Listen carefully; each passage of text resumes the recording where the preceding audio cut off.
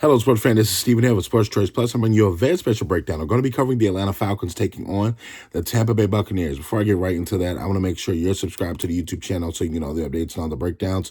Without further ado, let's get right into it. This is a rematch of what we saw about 2-3 weeks ago in Atlanta, and you saw how the Atlanta Falcons were able to steal a victory away from Baker Mayfield and company. Coming into this game, they're dealing with a lot of injuries. You saw how Chris got hurt late in that game. You saw how Mike Evans pulled up lame in that game.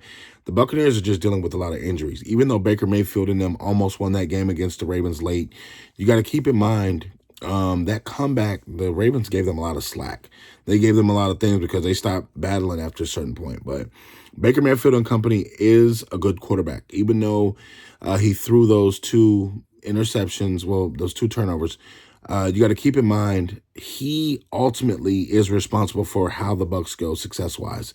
He goes as far as they go as far as he go, and you got to think, if you don't have a healthy complementary receiver tandem, it's going to be tough to beat the Atlanta Falcons because they laid an egg against the Seahawks last week, but you got to think, though, against Tampa, they played some of their best football. It looks like Kirk Cousins has found his footing when he plays Tampa, but, you know, they're going to be in South Florida. They're going to be in hopefully good weather, and I think Bijan Robinson is going to be running the football.